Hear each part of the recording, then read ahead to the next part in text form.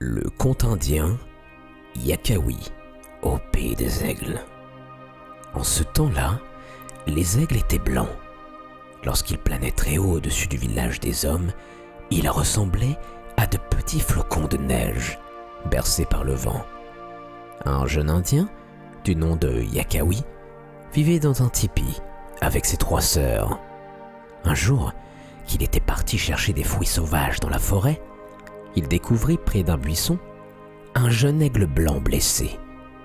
Yakawi pensa « Cet oiseau est trop jeune pour voler. Il a dû tomber du nid. Il a besoin d'être soigné. » Yakawi le rapporta chez lui et lui fabriqua une grande cage qu'il accrocha dans l'arbre devant son tipi.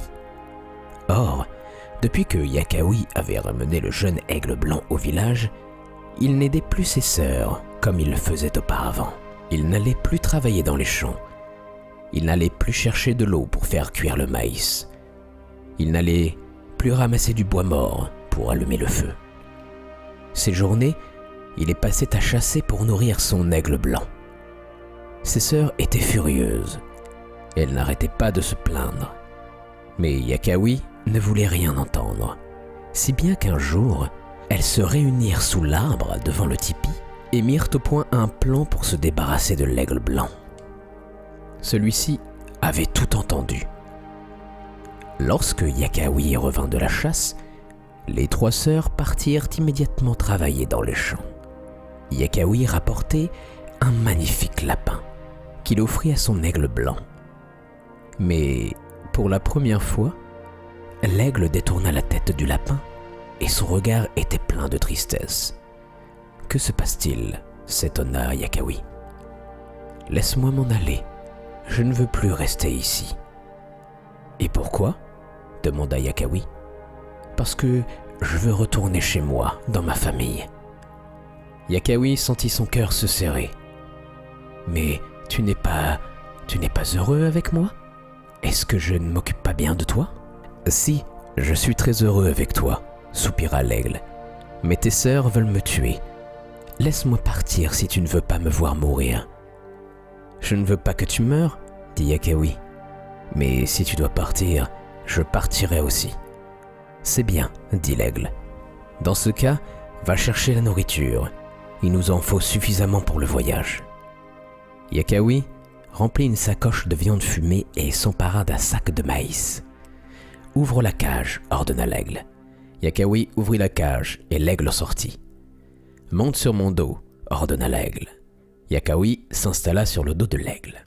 « Ferme les yeux, Yakawi, car tu ne dois pas voir le chemin que nous allons parcourir. » Yakawi ferma les yeux et l'aigle s'éleva dans les airs. Il s'envola au-dessus du champ où travaillaient les 3 sœurs de Yakawi. « N'ouvre pas les yeux, » expliqua l'aigle, « mais chante pour que tes sœurs te voient.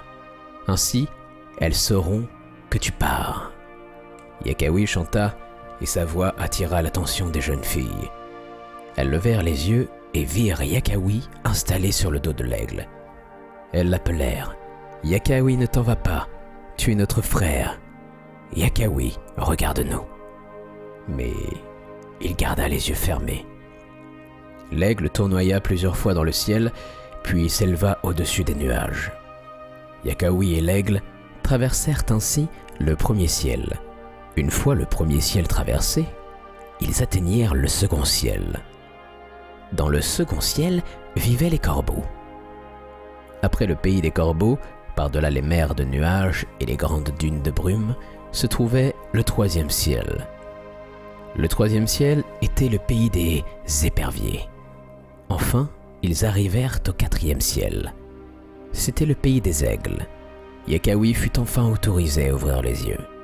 Il ne pouvait pas savoir où il se trouvait, car le village où ils étaient arrivés ressemblait à son propre village. Des tipis décorés étaient regroupés autour d'une grande place ronde. L'aigle se posa au sommet du plus grand tipi.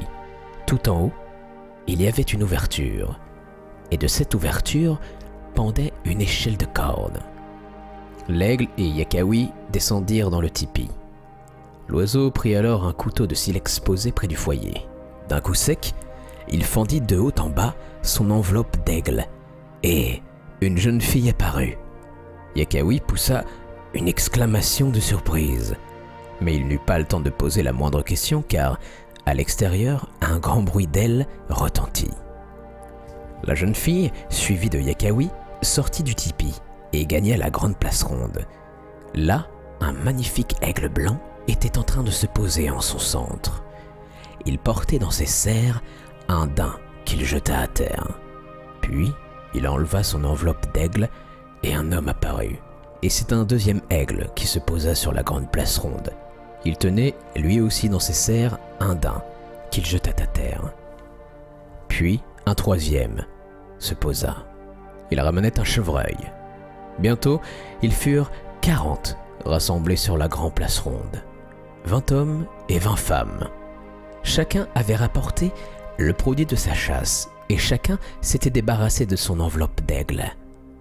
Lorsque tous furent arrivés, la jeune fille qui avait amené Yakawi sur son dos s'approcha de celui qui semblait être leur chef. Elle lui parla longuement à voix basse.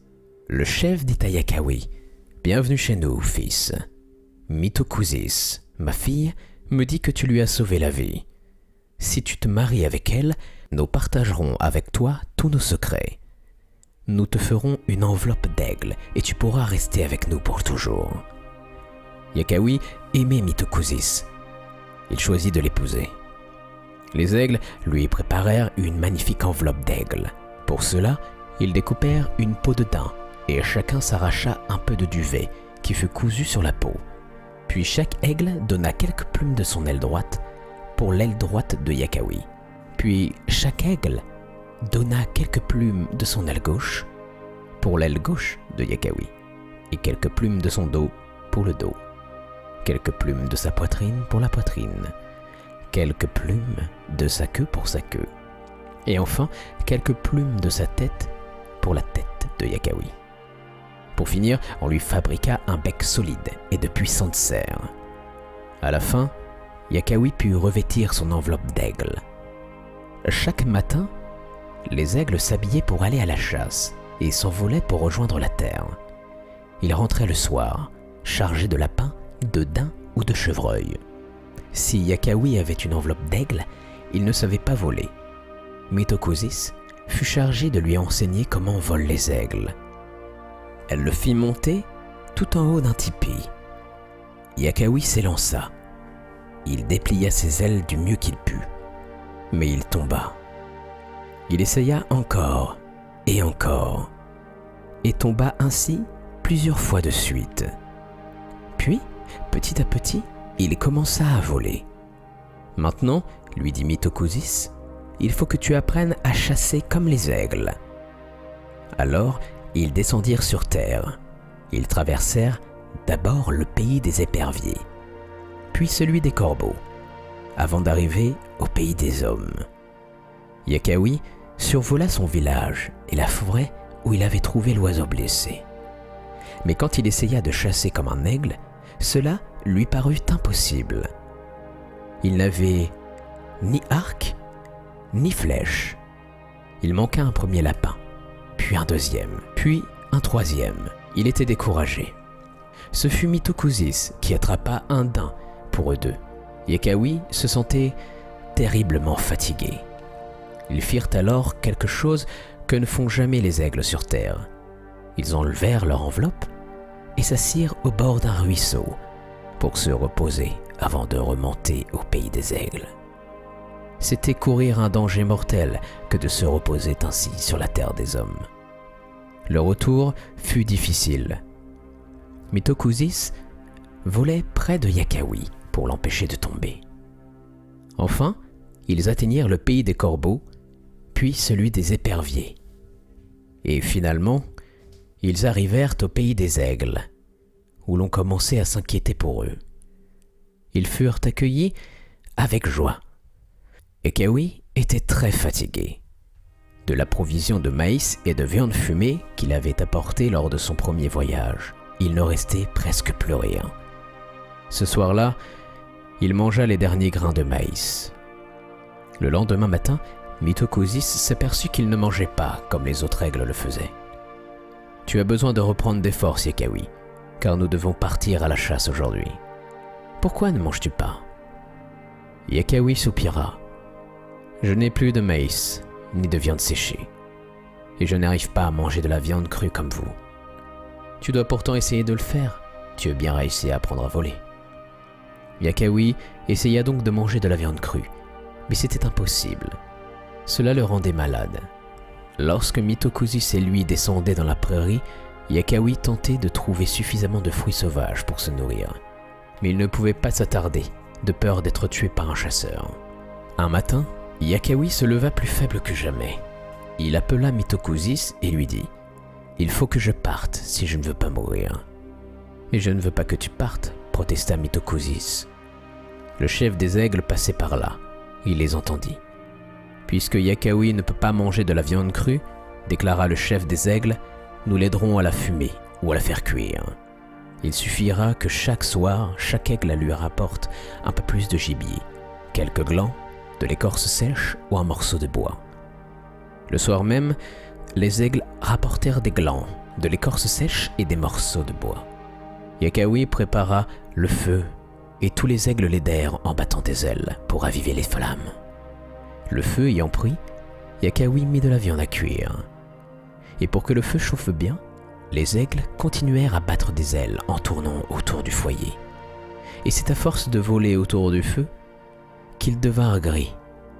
Lorsqu'ils s'en aperçurent, les aigles essayèrent bien de blanchir leurs plumes, mais sans succès. Et c'est depuis tout ce temps que les aigles sont gris, et qu'ils le sont encore aujourd'hui.